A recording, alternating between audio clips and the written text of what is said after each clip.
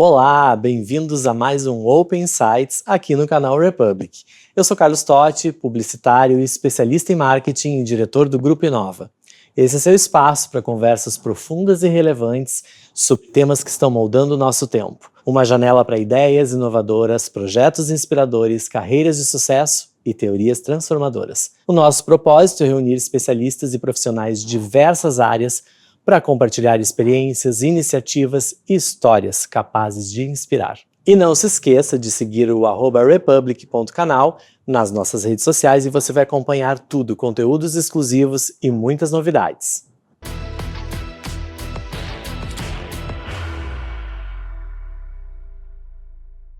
A comunicação nunca esteve tão em evidência. Vivemos um tempo em que todos podem falar, produzir e compartilhar conteúdos, seja em grandes canais de televisão, em plataformas de streaming ou nas redes sociais.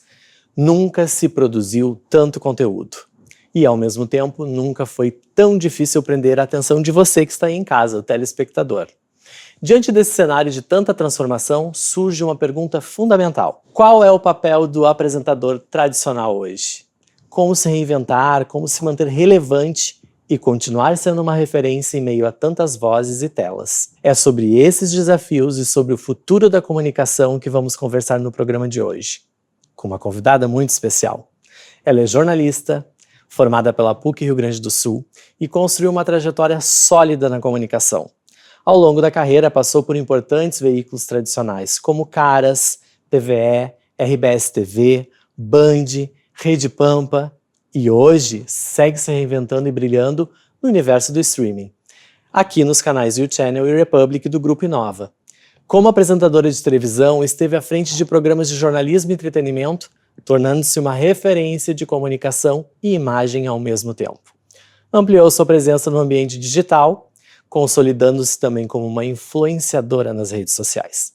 Ela conecta marcas e público com autenticidade, sempre com a sua marca pessoal de credibilidade e proximidade. É uma profissional que domina a arte de construir pontes entre a televisão tradicional e o universo digital. Com sua beleza, carisma e inteligência, é uma referência no sul do Brasil e eu diria que no Brasil inteiro.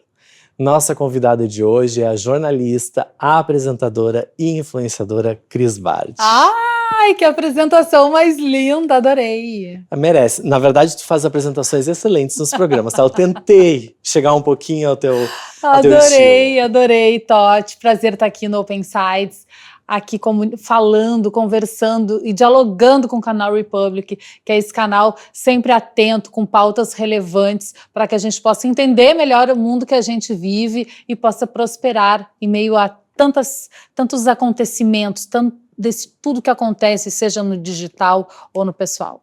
E acontece coisas, né? Muitas. A gente vai falar sobre tudo isso, mais uma vez, muito obrigado, seja bem-vinda. Eu vou começar daquele jeito que você que me conhece sabe, contextualizando. Qual é a primeira lembrança que tu tem assistindo televisão? Certamente foi um programa de auditório. Eu sempre fui muito próxima da TV, a TV sempre foi muito minha companheira, eu sou filha única de uma família de pai e mãe professores. Então, não tinha viagens e grandes férias e casas de praia, não tinha isso. E eu não gostava de brincar com vizinhos ou amigos da rua. Eu gostava de criar as minhas brincadeiras e brincar sozinha. Eu fazia todos os personagens da brincadeira, né? Perguntava e respondia. Eu perguntava e respondia. Eu era entrevistadora e entrevistada ao mesmo tempo. Eu não me lembro qual foi meu primeiro contato com a TV, mas eu me lembro... Eu tenho uma brincadeira, a minha brincadeira mais remota da infância, as minhas bonecas, eu estava no berço e as minhas bonecas eram juradas do show de calouros do Silvio Santos. Essa é a brincadeira mais remota que eu tenho. Então, para tu ver como a televisão, ela sempre fez parte da minha vida e eu olhava o mundo pela TV. Eu sabia o que tinha nos lugares, nos países, o que se falava. Eu entendia de moda, de viagem, de música. A televisão era um mundo aberto para mim. E desde pequena eu olhava tudo aquilo e dizia, eu quero estar ali dentro. Eu quero fazer parte disso também. Eu acho que aí começa essa grande paixão. E as tuas bonecas diretos ao mestre da televisão, Silvio Santos, né? Não, juradas do show de calouros. E quem pensa, tava cantando aquele lá, lá, lá. Não era nem essa música, era uma anterior a essa. Que quem é mais antigo vai lembrar que o Silvio Santos chamava, né? Sei lá, a Sônia Lima é coisa nossa, Pedro de Lara. Era esse o jingle tanto que eu me lembro, e aí as minhas bonecas entrando. E eu cantando essas músicas. E dessa infância, então, quando os anos foram passando, quando que você percebeu que queria seguir a carreira de comunicadora? Foi primeiro o jornalismo geral que te despertou esse interesse ou foi diretamente a televisão e entretenimento? Foi diretamente a TV. Eu queria trabalhar na TV. Morando em Porto Alegre, sempre em Porto Alegre, não existia isso. Vai ter um teste para uma novela, vai ter um teste para Paquita, vai ter um teste para não sei o quê no Rio de Janeiro, pega um avião e vai. Não existia, a vida não era assim. Né? A vida era bem diferente do que é hoje. Então, eu queria muito trabalhar em TV. E aí, como é que eu ia ganhar o aval, a chancela, a aprovação dos meus pais para seguir essa profissão? Porque eu era exército de um homem só na minha família. Na minha família inteira, não tem um artista, um jornalista, não tem uma pessoa que é cantora, que é músico de uma banda, ou que trabalhou numa televisão, ou que é apresentadora, era terra arrasada. Sim, aquele exemplo que tem dentro de casa. Exato. Que vai te provocar a fazer aquilo. E até aquela facilidade, que a gente sabe, a gente vive num mundo onde se eu conheço uma pessoa, eu tenho facilidades. Isso é um network, e tá tudo bem. Então, eu não tinha nada disso, era uma terra totalmente a ser desbravada por mim. Aquela criança que sonhava em viver viver daquelas brincadeiras. E aí, o que eu pensei nisso? Eu sempre sonhei em trabalhar em televisão, o que eu vou fazer? Algo que tenha aprovação dos meus pais, porque eu sempre busquei a aprovação dos meus pais. Eu acredito muito em honrar pai e mãe, é um dos grandes segredos da vida, e graças a Deus eu tive e tenho 2 grandes exemplos em casa. E eu queria... pensei, como eu vou fazer? Através do meu estudo. Que carreira, que profissão que me levaria mais próxima a atingir o meu sonho, meus objetivos? A carreira de jornalista. E é aí que eu faço vestibular para jornalismo nos anos 90 e entro na Famecos. E nesse contexto, Cris, o que te encantava na ideia de fazer TV, botando isso bem em aspas? Era essa magia de aparecer na tela ou o desejo de contar histórias e informar? Era a magia de aparecer na tela. Hoje eu tenho isso muito claro na minha mente. Só que eu tinha ciência que não era simplesmente, eu tô aqui hoje, amanhã eu vou aparecer, vou apresentar um programa. Eu sabia que eu sempre soube que eu precisava entender todo o organograma de uma empresa. Eu tinha essa ciência que para eu estar ali na frente, eu tinha que saber como é que funcionava os bastidores. Tanto que a primeira oportunidade que eu tive em TV era carregar fita, era decupar, era passar TP, era aprender como aquela máquina funcionava para depois estar à frente das câmeras. A minha vida nunca teve grandes saltos. Eu estar aqui do nada já fazendo alguma coisa grandiosa. Eu nunca tive esses grandes saltos na minha vida e eu agradeço a isso. Eu agradeço a vida e para quem acredita, a Deus é isso. Eu sempre fui um passo de cada vez, aprendendo alguma coisa por vez, para chegar lá na frente e ter esse background, ter construído isso. Eu acredito muito no devagar e sempre. Isso a gente concorda, porque eu tenho certeza que o que te formou, por ter passado por todas essas etapas de dentro para fora da televisão, construiu uma apresentadora muito mais bem preparada. Certamente. Sabe o que tu vai pedir, tu sabe o que pedir, não é uma coisa que tu não faz nem ideia de como aquela tarefa é executada, por exemplo, né? E eu tenho esse mesmo pensamento também para minha área e acredito que isso faz toda a diferença. E pegando um pouco sobre referência, eu sei que cada estágio da vida da gente, o nosso olhar é diferente, né? Lá atrás, adolescência, quais eram as referências no mundo da televisão para ti? Olha, Toti, a gente vai mudando as referências certamente, e eu fui tendo outras referências, e até hoje eu tenho, mas a minha maior referência, para mim, um dos um dos, se não até o maior gênio mesmo da televisão brasileira é Augusto Liberato. O Gugu, para mim, para mim não, né? Para a televisão como um todo, ele é uma das figuras mais geniais que a televisão já teve. Chacrinha era genial? Sim. Silvio Santos, Hebe, Xuxa, sim, todos os apresentadores geniais. Mas o Gugu Liberato, ele era completamente fora da curva. Ele é uma figura fascinante a ser conhecida, estudada. Eu já vi inúmeros documentários do Gugu. Eu era sou muito fã do trabalho do Gugu. E já vi documentários dele, assim, que são verdadeiras aulas para quem gosta e quem vive do entretenimento, né? Quem gosta mesmo, quem faz porque gosta, não porque é onda. Não porque agora é modinha, não porque agora um monte de gente está saindo do jornalismo, do hard news e indo para o entretenimento, e tá tudo bem, tudo é válido, mas para quem gosta do entretenimento raiz, quem sempre teve o entretenimento como um pilar profissional a seguir no audiovisual brasileiro. A televisão, ela sempre foi considerada uma grande escola da comunicação, né? Formadora de muitas pessoas. E como que tu enxerga o lugar da TV hoje em comparação ao streaming, as plataformas de streaming que estão por aí? Eu acho que a TV está se moldando, né? A TV se molda ao streaming e daqui a pouco se torna uma coisa só. Não tem como desver mais o streaming e não tem como mais a gente esperar ligar nos canais convencionais de uma televisão. Eu acho que cada vez mais isso vai ser uma coisa só. Assim como os streamings também, a cada tempo, e cada vez mais um curto tempo, eles estão tendo vieses de televisão. Né? Estão tendo transmissões ao vivo, estão tendo esportes, estão tendo coberturas. Como o streaming está indo por um caminho da TV, a TV também tem que cada vez mais ir ao caminho do streaming. Eu acho que vai ser uma grande sinergia. Ainda haverá um grande veículo híbrido, né? Já existe, mas eu acho que cada vez mais. Eu acho que se a gente pensar, é que é tão confuso, eu acho, para a maioria das pessoas, esses termos, né? Streaming, o que é o streaming? É que, na verdade, a TV aberta, ela chega até a casa das pessoas por um satélite. É a forma que a tecnologia alcança as pessoas. O streaming é pelo sinal de internet. Mas o que tu falou faz muito sentido. A forma de fazer pode ser a mesma. Não importa se vai chegar pela internet ou se vai chegar pelo satélite. A forma de comunicar pode ser a mesma, mas eu percebo esse encontro do streaming tentando ser mais TV e da TV tentando ser mais streaming. Esse teu raciocínio faz muito sentido.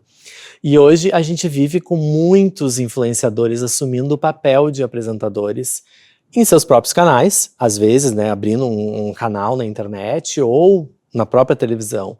Na tua visão, existe uma diferença entre o papel do apresentador mais formal e de um criador de conteúdo? Muita. Tu pode apontar pra gente o que tu enxerga como a diferença dos dois? A nossa geração, mas até pessoas mais jovens do que eu, a gente vem de um tempo onde todo mundo conhecia as mesmas pessoas. Todo mundo tinha os mesmos ídolos. Hoje não. Hoje são bolhas de pessoas incrivelmente conhecidas que tu nunca ouviu falar. O ilustre quem? Né? Quem?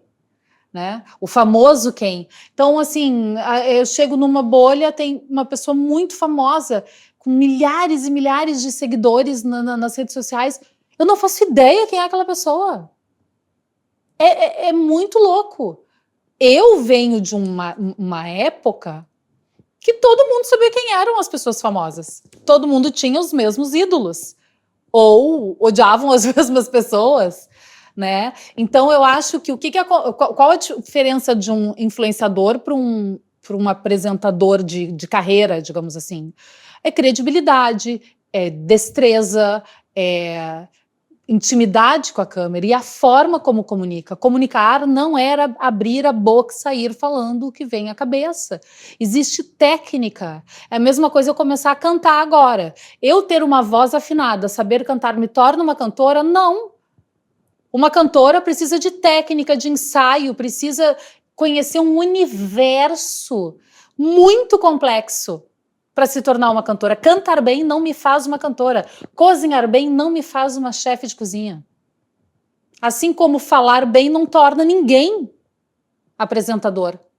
Ou, melhor, comunicador. O que mais tem no Instagram é apresentador ou apresentadora sem programas, né? É o que mais tem. E outra coisa, eu sou muito entusiasta do diploma. Porque eu fui atrás dos meus sonhos, eu fui atrás para ser uma apresentadora através do meu estudo, do meu diploma. E o que eu mais vejo também é o Instagram, pessoas formadas em arquitetura, em direito, em administração de empresas, no que for, colocar fulano ou fulana de tal, comunicadora. Não, gente, uma pessoa que é comunicadora, ela é formada por uma faculdade dos meios de comunicação social.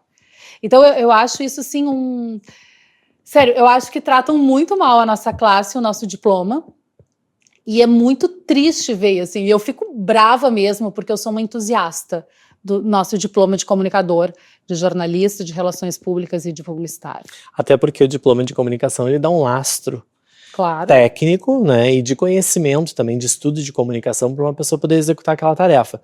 Não que o carisma não seja importante, não que o saber falar, ter uma oratória, são coisas diferentes. O mundo ideal é que tudo se junte. E aí eu também penso que esse estofo que um apresentador de carreira, vou usar a tua aspas, tem, coloca ele em situações, por exemplo, um programa ao vivo com 1000 situações acontecendo, ele vai saber lidar muito mais com aquelas questões do que uma pessoa que chegou ali só com carisma. E fora todo assim, todo conhecimento ético, todo conhecimento de como tratar o público com a informação que eu tenho, né? Ou como entreter o público com aquela habilidade que eu tenho. Eu fico bem impressionada mesmo, assim. E agora, comunicar banalizou, né? Porque como tu abriu aqui a nossa conversa sobre todo mundo agora é comunicador, todo mundo tem o seu próprio canal, então banalizou demais. E tem coisa muito ruim. Eu sou frequentemente convidada a ir a podcasts, né? E gente, assim, ó, existe um abismo entre ir num podcast que um comunicador está me entrevistando ou ir num podcast de uma pessoa que um dia decidiu ter um podcast e me entrevistar. Para mim, que eu tenho esse olho clínico, esse olho crítico, que eu tenho 30 anos de profissão, às vezes eu olho assim, uma pessoa me entrevistando e digo assim, faz o seguinte, deixa eu te dar umas dicas como fazer. Né? Essa coisa de todo mundo pode tudo, isso aí precisa ter um controle, porque senão a coisa sai desgovernada assim, e acaba que os conteúdos que chegam até nós são de fato muito ruins. Eu vi uma série de pessoas já reclamando, inclusive, na própria rede social. Apresentadores como tu, que já tem anos de carreira, que foram até um programa e notaram que a pessoa que estava entrevistada sequer tinha estudado um pouco sobre aquela pessoa. E aí eu já via os apresentadores comentando, podia ter pelo menos estudado um pouquinho, né, do meu currículo, da minha vida, antes de perguntar alguma coisa. De novo, sobre o preparo, né? Exato. Eu já cheguei em podcast que disseram assim pra mim, então tá, Cris, te apresenta aí. Não vou. Eu só tô convidada. Eu podia ter usado essa técnica hoje. De vez eu apresentar ela, te apresenta aí. Pra que estudar, né, antes o roteiro? Pra que escrever um roteiro? Pede pra pessoa se apresentar, tão mais simples. E já que a gente está falando sobre essas mudanças no tempo, sobre pessoas que começaram a adentrar áreas que talvez não fossem, não seja delas, o que mudou na forma de comunicar? Aí eu vou pegar não as pessoas de fora, eu vou pegar a ti mesma. Na tua forma de comunicar, tu nota que mudou alguma coisa do passado para hoje? Não muito. Mudou, claro, que eu tenho que me adaptar aos mundos atuais. Senão eu sou presa, né? Porque antigamente a gente falava... Gente, eu venho dos anos 90, né? Os anos 90 eram selvagens, né? A gente falava coisas na televisão e não, né? Nem se falava em rede social na época, mas... Enfim, e depois, os anos 2000, quando eu estava na TV, a gente falava o que vinha na cabeça. Hoje em dia a gente não pode mais fazer isso. Eu acho que alguns ajustes. Mas a minha maneira de comunicar, que sempre foi muito popular, foi muito povão, foi muito, sabe? Eu acho que isso não mudou muito. Eu acho que a minha forma, ela se nivela com onde eu estou. Eu não vou fazer a cobertura do Fórum da Liberdade como eu faço um programa, uma cobertura de um restaurante, um review de um restaurante. São coisas diferentes. Acho que isso cabe ao comunicador, né? E aí, nós, apresentadores de carreira, a gente consegue modular essas questões. Sim, uma coisa que as pessoas vão encontrar a Cris Exato. Bart apresentando um Miss Brasil e outra coisa lá na cobertura do Fórum da Liberdade. Exato. São posturas diferentes. Exato. O jornalista tem muito disso, né? Porque o jornalista, uma hora ele tá lá fazendo uma matéria de uma situação de uma comunidade, daqui a pouco ele tá num estádio de futebol, daqui a pouco ele tá cobrindo eleições, daqui a pouco ele tá fazendo um concurso de Miss. O jornalista, ele é muito versátil por si só. Por isso que até eu nunca consegui me nichar em redes sociais. É que sempre muitas pessoas falam disso, né? Tu tem que te nichar, tu tem que falar só sobre determinados assuntos e tal.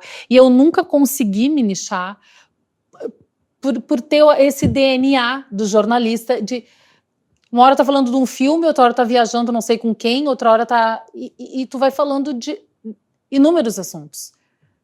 Porque o que mais importa não é quem tá falando, é o que tá falando, é a notícia que tá sendo dada. Essa aspas aí vai ser ótima. O que tu acha, né? O que tu acredita que o público ainda espera de um apresentador de carreira profissional, com formação, que talvez não encontre no influenciador? É a autoridade. O influenciador, ele é alguém que aproveitou uma oportunidade. E tá tudo beleza. Tá tudo bem.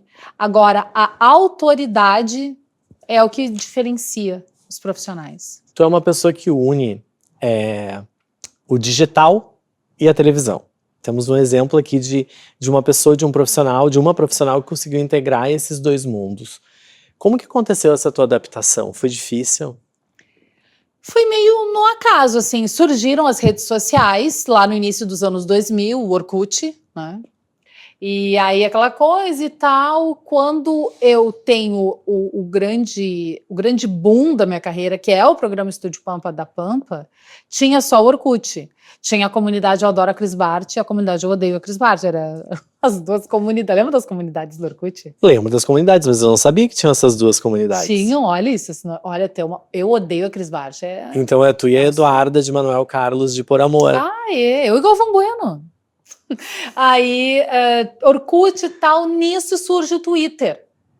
E eu tinha um Twitter muito bom e tal, vários seguidores no Twitter, e aí surge o Instagram. Daí eu me lembro que uma vez eu perguntei para um amigo meu, o que é isso, Instagram? E ele disse assim, é um Twitter com foto. Olha a noção, né? E eu, Twitter com foto? Não vou ter isso. Canseira. Tô lá no meu Twitter já. Mas aí foi eu abrir meu Instagram. E era só postar ali a sua selfie, com as amigas no café. Era um diário, né? Um diário digital do que tu fazia no teu dia. E aí, ali, e muita gente não tinha Instagram. Aí até existia aquela hashtag fulano sem Insta. Lembra que botava para dizer que a pessoa não tinha Instagram? Mas aí no decorrer daquilo, assim, tentando entender o que era o Instagram e Facebook, eu nunca fui ativa, aí veio a questão que tu via que ali tu podia fazer entregas, ali tu podia fazer, né, criar algumas conexões, fazer algumas entregas, mostrar outro tipo de trabalho. Ali começou num dado momento, deu essa virada de chave. Mas, menino, olha só, eu entrei no Instagram em 2012. A minha primeira publi veio em 2016. Porque não se conhecia, não se falava em publi também no passado, pelo menos aqui na região sul, talvez no sudeste brasileiro até já fosse um pouco mais adiantado. Mas tu conseguia fazer essa diferenciação, tipo, agora eu vou gravar um vídeo pro Instagram, então a minha forma de comunicar vai ser uma. Agora eu estou falando na televisão, minha forma de comunicar é outra? Não, até porque eu tô te falando de uma coisa que não tinha nem vídeo, né? Não tinha nem story. Pois é, verdade. Era só foto.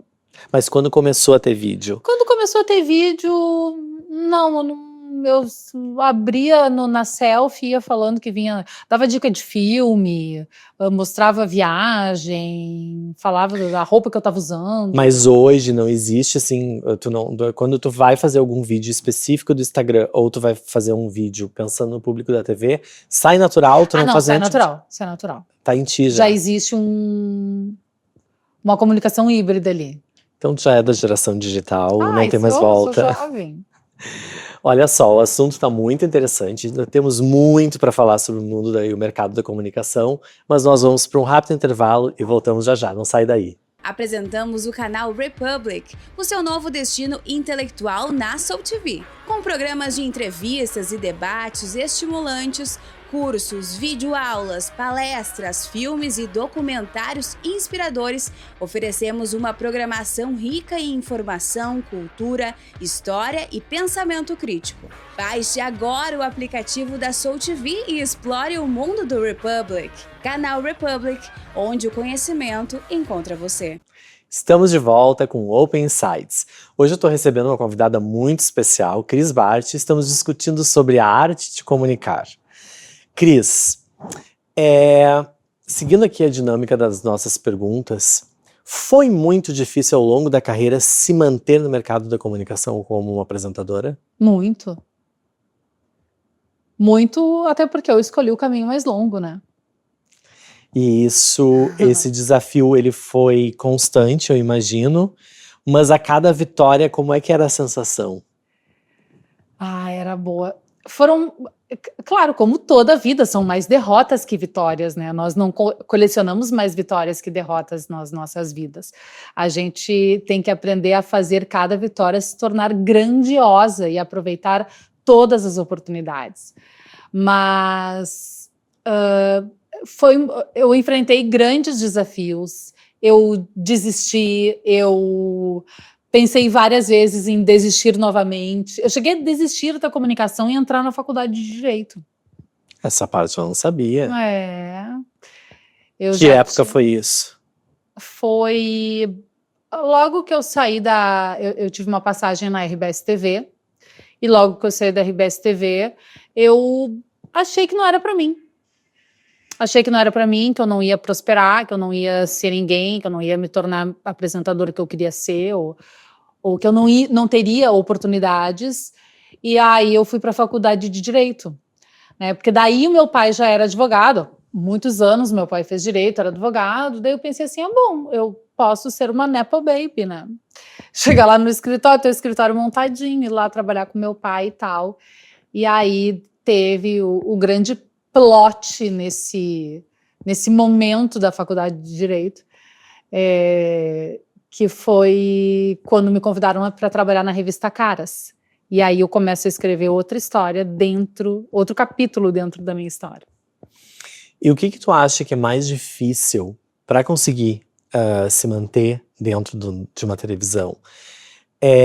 As oportunidades que são escassas, são as pessoas que estão na gestão que talvez não tenham uma visão de entender que aquele talento pode ser muito bom dentro da grade de programação, a falta de ideias para projetos. O que tu acha que pode ser um dos piores fatores para isso acontecer? É uma grande equação de tudo isso que tu falou, que é uma gestão ruim, a falta de oportunidades e também a falta de caráter, empatia, bondade, seja lá o que for, de colegas.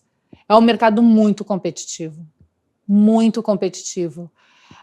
Olha, tem de muitas vezes se ter bastante estômago para sobreviver. Eu tive que ter estômago por muitas vezes para sobreviver, senão não teria sobrevivido. De colegas o tempo inteiro querendo puxar o teu tapete, de colegas o tempo inteiro inventando falácias a teu respeito, inventando coisas. Claro, hoje eu tenho 52 anos, eu queria ter esse senso lá atrás, quando eu tinha 30. Claro, eles se sentiam completamente ameaçados por mim, né? O inimigo, ele vê a tua vitória antes de ti mesmo. Isso está na Bíblia. E isso é uma grande verdade. Eles viam quem eu era, o potencial de onde eu poderia chegar. Eu não via, mas eles viam. E eles tentavam me me desconstruir.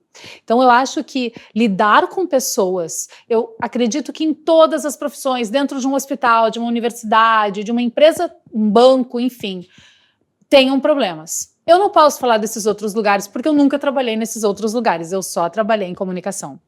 E dentro de emissoras de televisão, é um ambiente pessoal muito hostil. E muito competitivo. Muito hostil, muito competitivo. Acredito que já tenha sido pior do que é hoje. Hoje acredito que seja ainda, mas acredito que já foi bem pior. Bem pior mesmo. E nesse espaço que a gente está tratando sobre mais perfis, mais canais, mais pessoas, tu acha que ainda existe espaço, então, para novos talentos entrarem na TV convencional? Ou as portas estão mais fechadas que no passado? Não, eu acho que a TV convencional está repleta de novos talentos. Tanto que a gente vê um telejornal, não conhece nenhum repórter, né? Até meio... Falei uma coisa... Meio que... Mas não conhece. Antigamente tu via um telejornal, tu conhecia o repórter pela voz. Tu ouvia o off. Antes de ver a passagem, que é o repórter com o microfone falando, pela voz tu reconhecia de quem era a reportagem. Hoje tu liga um telejornal, tu não conhece ninguém, praticamente. E aí a gente vê o quê? Dois fatores. Que o mercado está aberto para os novos talentos, e isso é bárbaro, tem de estar. E tu vê também a rotatividade. Porque hoje em dia tu fazia carreira dentro... Hoje em dia ninguém fica mais 5 anos em empresa nenhuma. A gente é de uma geração que tu ficava 20 anos numa empresa. Hoje em dia eu falo que isso é loucura. Tu é louco ficar 20 anos numa empresa. Eu trabalhei 10 anos na Pampa. Como assim 10 anos tu trabalhou num lugar? Sim, eu trabalhei 16 anos no Grupo Bandeirantes. Tu trabalhou 16 anos no Grupo Bandeirantes. Então, assim, é isso que a gente vê. Além de ver, assim, antigamente, para tu chegar a ser repórter, nos Estados Unidos era assim também, para tu chegar a ser repórter, tu tinha que, galgar muita coisa para ser repórter. Até tu te tornava apresentador antes de ser um repórter. Porque o compromisso e o comprometimento que um repórter precisa ter. Hoje começa sendo repórter. Eu não sei se isso também não é algo a ser revisitado pelos gestores das empresas. Não, como é que você começa como repórter, gente? E eu lembro da dificuldade, ou de quão era difícil uma pessoa um dia sentar na bancada do telejornal, que era o principal produto da casa. Tu era um mito, né? Exato, tu tinha que passar por uma carreira de correspondente, de repórter, de apresentador de outros programas da casa, até chegar naquela posição. Hoje eu vejo jovens que talvez fizeram 6 meses de reportagem e aí faltou o apresentador, eles botam aquela pessoa na bancada, não tem o peso. Jovens que saíram de um estágio, trabalharam 1 mês na produção, aí entraram na reportagem, sem estofo algum para ser um repórter. E é por isso que a comunicação hoje está tão desvalorizada também. E eu não tenho nada contra os jovens, eu fui jovem um dia, os jovens precisam ter as oportunidades, mas eu acho que cada coisa ao seu tempo. Eu acho que precisa mais dessa curadoria, né? Aí já está de repórter e aí depois já está sentado na bancada de um telejornal onde grandes ídolos sentavam antigamente, né? Agora eu vou te trazer uma outra questão, uma outra reflexão que eu acho importante para quem está nos assistindo e acredito que o teu exemplo vai servir bem para isso, para contextualizar. Ser mulher, bonita, inteligente, abriu ou fechou mais portas? As duas coisas. Abriu, não tem como eu ser hipócrita e dizer, não abriu. Mas também fechou, né? Fechou porque, primeiro por ser mulher, depois por ser uma mulher, assim, que chamava atenção, jovem, que aí sempre, não querendo aqui falar em rivalidade feminina, mas também não posso dizer que não existe isso. Existe, a gente sabe que existe. Muita hipocrisia falar aqui que não. Não, sempre me respeitaram. Todas as mulheres sempre me respeitaram nos ambientes onde eu estava. Não. Claro que não. Nada é mais partidário que o feminismo. Então, sim, sofria muito julgamento, dedos apontados. Eu estava quando eu trabalhava na RBS, eu não fazia vídeo, né? Eu era editora. Sério, realizada da vida, que eu estava trabalhando na RBS TV, ia lá com minhas coisinhas, sentava na frente do computador, editava. E se não fosse as idas e vindas da vida, eu estaria lá até hoje editando. Não estaria... Eu queria meu canto. Só que eu sempre gostei de maquiagem, por exemplo. E eu sempre me maquiei para ir trabalhar. E aí eu sofria... São bullying tão idiotas, né? Do porquê que eu me maquiava para ir trabalhar. E daí era sempre assim, uma reunião de pauta, onde eu nunca participava, obviamente, para discutir o porquê que eu estava indo maquiada a trabalhar. Então, umas coisas tão ridículas, tão idiotas, que hoje não cabe mais no mundo, né? Hoje eu daria uma bela de uma, né, levantaria uma bandeira e dizer por que eu não posso vir maquiada. Então, coisas assim, muito pequenas, muito pueris, que foram atrapalhando o decorrer, assim, que vai te minando, vai te contaminando, aí tu vai te tornando persona não grata nas rodinhas, nas panelas. Aí eu nunca fui de ficar fazendo marketing pessoal, eu sou isso, eu sou aquilo, eu sempre fui de baixar a cabeça e trabalhar, e isso naquela época era ruim, porque as pessoas viviam das suas, né, do seu próprio marketing pessoal. Então, assim, acredito que ser como eu sou me abriu, sim, portas e também me fechou portas. A faca de dois gumes, né? E hoje, com tanta mudança, apesar de tu já estar acompanhando essa mudança há mais tempo, e eu brincar aqui que tu já é uma pessoa que é um híbrido, né, digital e televisão mais formal, como que tu lida com essa pressão de reinvenção? De todo dia uma coisa nova, de eu tenho que estar entendendo o que está chegando, o que está acontecendo no mercado, que eu tenho que estar fazendo alguma coisa de um jeito diferente. Como é que tu lida com essa pressão? A reinvenção, ela é mais que necessária, ela é obrigatória. Todo profissional de qualquer área precisa se reinventar ontem. O que eu não me reinventei ontem, eu já estou no déficit aqui. E existe o maior ingrediente da reinvenção, é a humildade. As pessoas, a meu juízo, elas julgam errado esse termo humilde. Fulano é muito humilde, muito querido. Não. Quem é querido não tem nada a ver com humildade. Quem é querido, quem é educado é uma coisa. Eu ser educada, chegar no lugar, cumprimentar a todos, sentar, comer o que me servem, beber o que me servem, isso é educação. Isso não é humildade. A grande humildade a gente pratica com a gente mesmo. É eu olhar para dentro e ver, eu tô defasada. Eu não tô adequada a esse mundo. Eu preciso me reinventar.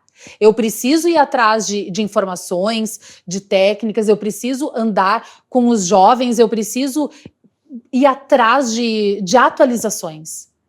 E esse é o maior ato de humildade. E o maior ato de humildade é contigo.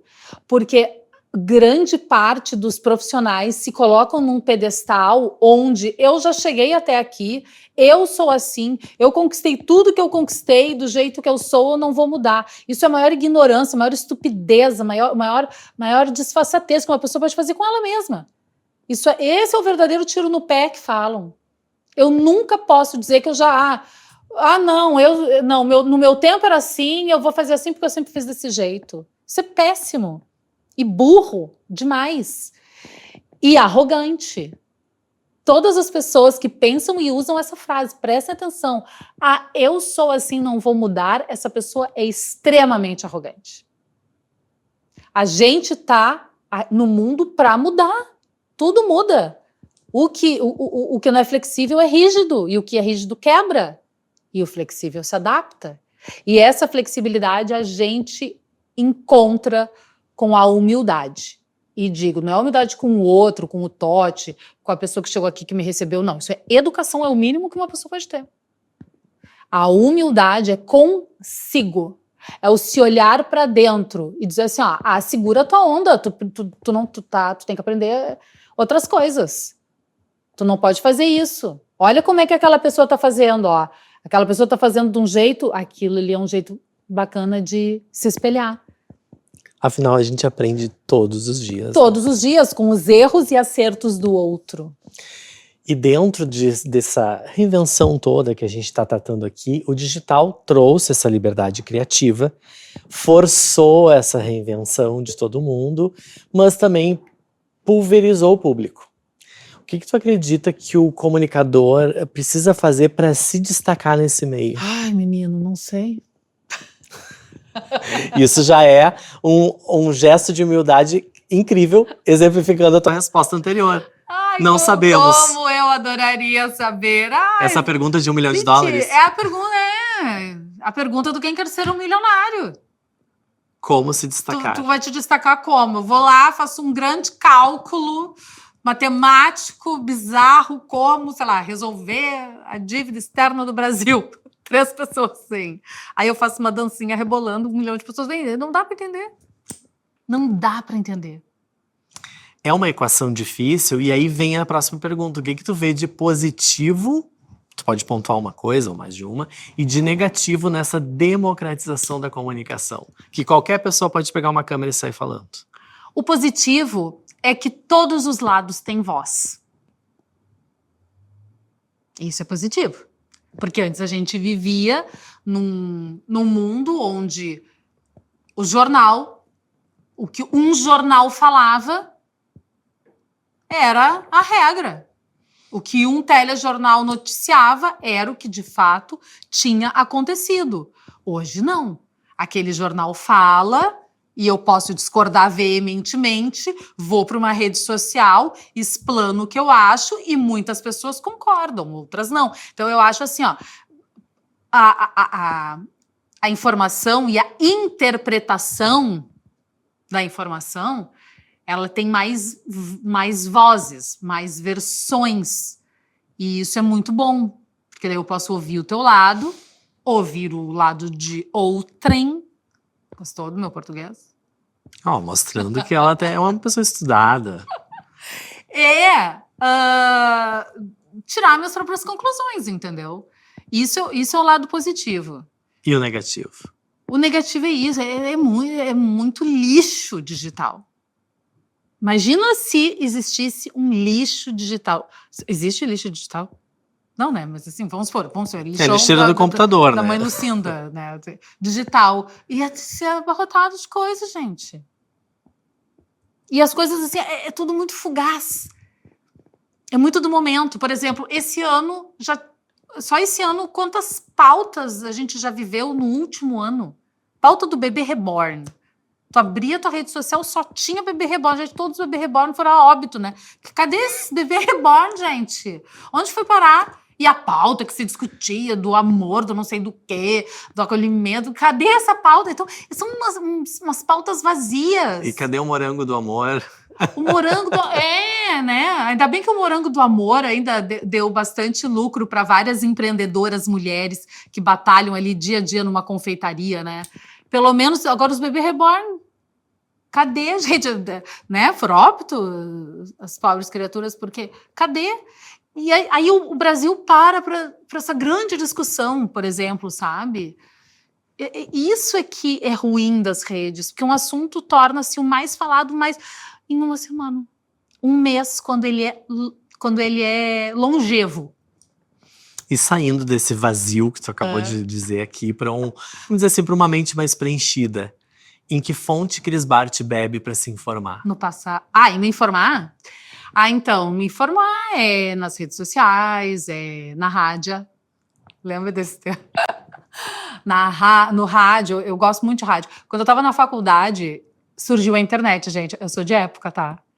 Quando eu entrei na faculdade não existia internet. Aí quando surge a internet, a grande discussão da faculdade era qual veículo a internet vai comer primeiro. E a gente refletia, na época, que era o rádio.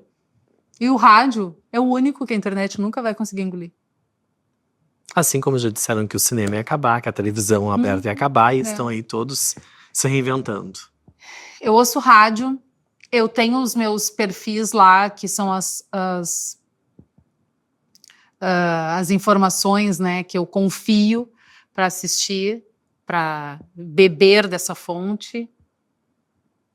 É das redes sociais, né? Não tem como fugir disso, mas em perfis específicos. E livros tu consome?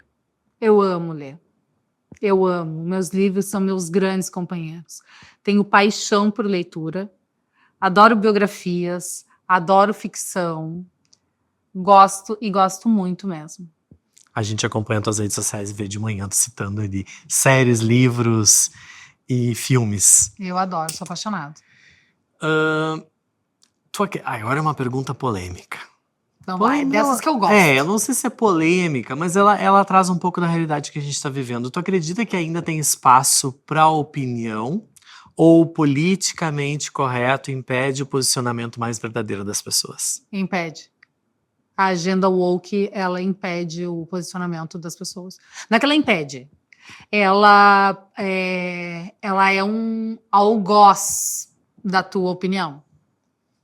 Né? E qual a consequência disso? Cancelamento por parte da sociedade. Né?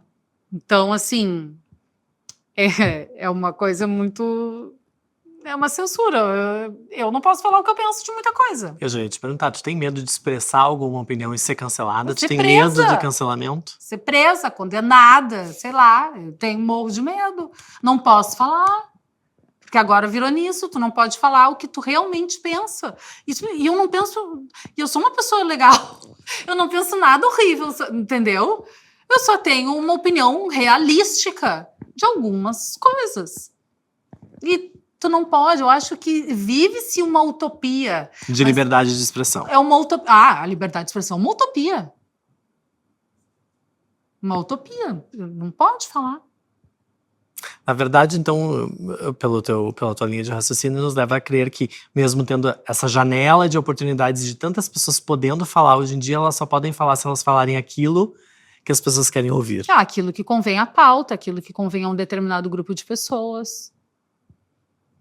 E aí, se tu não aquilo, se tu não está de acordo com o que determinado grupo de pessoas pensa e fala, tu pode ser chamado de tudo quanto... Tu pode sofrer os maiores hates, tu pode sofrer crimes, inclusive, e parece que tá tudo bem. Ah, não, mas é porque eu não concordei com fulano de tal, eu tô sofrendo... Temos inúmeros casos, né? De pessoas que se posicionaram e sofreram, inclusive, crimes porque não estavam de acordo com determinada parcela de artistas e população, enfim. E nesse aspecto, outra pergunta de 1 milhão. Na tua opinião, qual é o futuro da comunicação? A gente vai ver mais TV, streaming, rede social, vai ser tudo junto? O que tu imagina nesse futuro? Vai ser tudo junto. Mas eu ainda acredito que a gente vai ver mais esse filhote que vai dar TV e streaming, que já está dando, né? Já tem esse filhote, já tá no forno isso, já é palpável, né? A gente vê a TV e o streaming se fundindo. Eu acho que a gente vai viver mais disso. E tu acha? Mais até do que de rede social. Acho que as pessoas estão meio... Cansou, porque a gente abre assim, ó... Ninguém pondera mais nada, outra é uma coisa, outra virou uma grande grenalização. A sensação Por que que eu tenho... por exemplo, estamos no Rio Grande do Sul, né? Porto Alegre. Por que tu é Grêmio, por que tu é Inter? Por simpatia, enfim, porque eu quero. Aí tu é do Grêmio, não sei o que e tal. Só que tudo virou isso. Tudo virou um grande Grenal.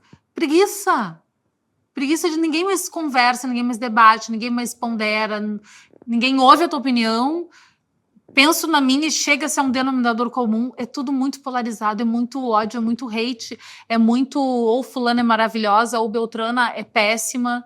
As redes sociais, elas estão doentias. Eu acho que cada vez mais as pessoas vão estar se expondo menos e aí vão voltar para lá atrás, que é uma televisão. Só que a televisão já não vai ser mais o que era lá atrás, ela vai ser esse filhote de streaming e TV. Acho que a rede social, ela só é uma vitrine de como está a sociedade. Ela está doentia porque as pessoas estão doentes. Impressionante. Né? E colaborando com o que tu imagina dessa mistura de TV com streaming, eu acho que a rede social vai ter muito um papel que algumas vezes ela tem hoje, vamos falar pelo lado interessante. De estar passando, exibindo um programa na TV e as pessoas, ao mesmo tempo, comentando. Ah, sim, claro. Ela vai ser um veículo de comunicação, coberturas de Isso. festival de cinema, de um concurso de Miss, de uma partida de futebol, uma cobertura real time. Acho que o real time vai ser cada vez mais evidente nas redes sociais, né? E isso vai ser legal. Agora, uma pessoa simplesmente sair expondo a vida dela, eu acho que cada vez mais vai perder o sentido. E aí tu acredita que nesse aspecto a credibilidade é o maior patrimônio de um apresentador de TV? Sim. Então talvez seja aí o casamento de menos vida pessoal dentro das redes, por exemplo, e em que a pessoa seja procurada mais para saber a opinião dela do que provavelmente o que ela está fazendo da porta para dentro. A credibilidade é o grande... É o CRM de um jornalista, de uma apresentadora, como se fosse um registro mesmo, um órgão, sabe, que regularize a profissão. É um jornalista ter ou não credibilidade. E isso é muito difícil, tu construir essa credibilidade. Mas pode ser uma credibilidade para determinado assunto, por exemplo. Eu não tenho credibilidade para falar de futebol, mas eu tenho credibilidade para falar de um concurso de Miss. Então, assim, cada um com as suas credibilidades, e eu acho que esse é o grande patrimônio que a nossa profissão tem. Atualmente, quem tu acredita que sejam... Pode citar, não vou dar um número certo, pode ser 1, 2, 3 pessoas. Quem são os maiores nomes da televisão atual e quem são os maiores nomes do digital atual? Do digital, atualmente, para mim, a grande mulher a ser seguida e ouvida e aplaudida é Mônica Salgado. Ela é brilhante. E da televisão? Da TV, eu adoro o João Silva. Eu acho que ele vem de uma herança, ele pega toda a simpatia que a televisão, que o público tem pelo pai dele, pelo Fausto Silva, um grande apresentador, e ele tem aquilo nele, assim, essa transferência, o público consegue exercer essa transferência, mas ele devolve pra gente. Ele devolve, ele é carismático, ele é alegre, ele tá sempre sorrindo. Eu adoro apresentador que tá sempre com um sorriso nos lábios, assim. Eu acho, eles têm um carisma diferente. Adoro o João Silva dessa nova geração. Acho que a Virgínia é uma apresentadora em formação ainda. Eu acho que ela faz o que ela tem. A grande inteligência da Virgínia, ela sabe até onde ela pode ir como apresentadora. Tu vê nitidamente que ela vai passo a passo, ela não se bota a fazer uma coisa que ela sabe que ela não vai entregar, não vai chegar. Ela fica na dela, ela entrega ali, ó, redondinho, e ela é muito inteligente nesse ponto. E ela tem um grande futuro, ela é uma jovem ainda, com 26 anos, já está na televisão, ela tem muito a galgar ainda, pode ser um grande nome. Gosto do Celso Portiolli, acho que a Patrícia Bravanel está fazendo um belíssimo trabalho e, olha, que não sei quem faria substituir o Silvio Santos. Gosto da Ana Clara. Ana Clara eu acho bárbara, já era fã da Ana Clara há muito tempo e ela se mostra uma grande apresentadora. Muitos nomes interessantes da nova geração, principalmente. Que é quem as pessoas vão acabar consumindo muito daqui pra frente. Acho que foram boas referências que tu acabou trazendo para o público e pra gente aqui. Eu concordo contigo sobre o João Silva também. Eu acho que ele tem um carisma... Não, eu adoro ele. Ele lembra uma versão do Faustão atual. Ele é um Faustão atualizado, assim. Eu gosto mais do João Silva que do Faustão. Porque o Faustão ainda era muito escrachado. Umas piadas assim meio... Era o jeito dele. O tiozão do rolê. O tiozão. O João Silva é mais, sabe, polido, assim. Eu adoro o João Silva. Acho ele maravilhoso. E da velha guarda, né? Hoje, para mim, quem manda muito bem, gosto da Kátia Fonseca. Né? Gosto muito dela também. Gosto do Celso Portiolli. Foram os dois que me vieram aqui agora. A Kátia Fonseca, eu acho ela bárbara. Ela tem muito carisma, muito. Fora anos de televisão também, né? Muito. Cris, e agora que a gente tá chegando pro final do nosso bate-papo, que eu acho que foi muito elucidativo nesse mundo novo da comunicação, Se fosse pensar assim, o que a TV mais te ensinou? Que engraçada essa tua pergunta. A TV, ela me ensinou, gente, a não entregar o ouro pro bandido. O que eu quero dizer com isso? A TV, assim, ó, pode estar caindo o mundo lá fora. Tu pode ter... Eu nunca me esqueço, o Faustão apresentou um programa no dia que o pai dele morreu. Tu pode estar com N problemas. Tu pode estar esperando o resultado de um exame e tu tá muito apreensivo. Tu pode estar com um familiar no hospital. Tu pode estar sob uma situação muito adversa. A TV, ela te talha para segurar no carão. Ninguém nota o que tu tá passando. Ninguém percebe o que tu tá passando. Trazendo isso para a vida, para o dia a dia das pessoas, isso é bom. As pessoas não precisam saber dos teus dramas, dos teus problemas. Claro, se é um amigo muito íntimo, tu conta uma situação que aquilo tá te afogando, tá te consumindo. Agora, assim, o tempo inteiro ficar falando em si ou falando das tuas questões, eu não. A única pessoa responsável pela minha vida sou eu. Eu tenho que resolver as minhas questões, tu tem que resolver as tuas. A gente pode desabafar? Pode, mas a vida não pode virar isso. E tem pessoas que viram um potinho de desabafo. E não é legal. E a TV, ela te dá isso, aquela coisa assim, ó. Olha, tô cheia de pepino aqui, mas vou seguir a vida lindamente, vou sorrir para as pessoas.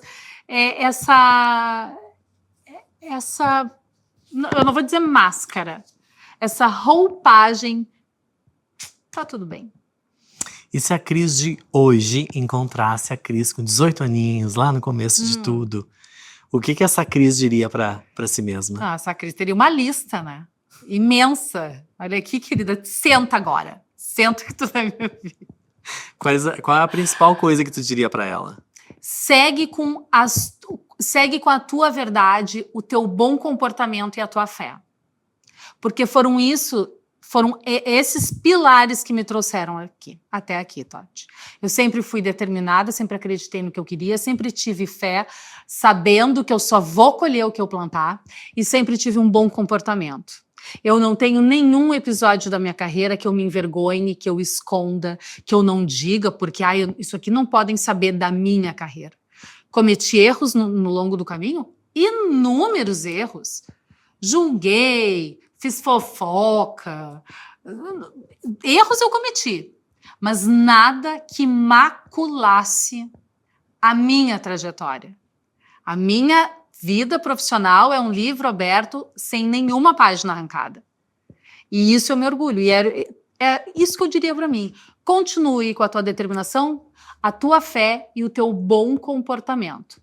O caminho vai ser mais longo, porque ele é sempre mais longo para essas pessoas. Mas ele é contínuo. E na vida, uma das grandes palavras é a constância. Em tudo. A constância para se alimentar bem, para praticar exercício, para trabalhar, para poupar dinheiro, para poupar saúde, para prosperar, para tudo. A constância molda, forja o homem. É isso que eu diria para mim. E para mim também, né? Porque eu já peguei para mim essa dica. E tu tem tudo isso, determinado, tem fé, sabe que só vai colher o que plantar e tem um ótimo comportamento, muito melhor que o meu, inclusive, né? Isso aqui eu paguei merchan para ela falar. Bom, aproveito então para falar dessa constância que é o que te trouxe até essa cadeira. Para agradecer a tua presença, o teu tempo de trazer esses conhecimentos, esses pensamentos, essas reflexões para o nosso público. Foi tudo isso? Eu achei que eu só abri a boca e saí falando. Não, mas a tua experiência traz tudo isso. Olha. São reflexões importantes para quem é do meio da comunicação e para quem também não é do meio da comunicação. São reflexões para a vida. Muito obrigado pelo teu tempo, pela tua generosidade de sempre. Muito obrigada. Muito obrigada por esse espaço. Adorei estar aqui. Muito sucesso sempre. Me convide mais vezes. Te convido e você vai estar no ar no canal Republic também, no YouTube conosco, brilhando sempre. Muito obrigada. A todos vocês que nos acompanharam também, muito obrigado pela audiência. Eu espero que vocês tenham aprendido novos conceitos e estejam aí abrindo a mente para refletir sobre novos caminhos. Não percam os próximos programas, onde continuaremos a explorar ideias, teorias, projetos que fazem toda a diferença. E claro, sigam as nossas redes sociais. E vocês precisam lembrar também que esse programa estará disponível no canal Republic, número 145, na plataforma SouTV. Até a próxima!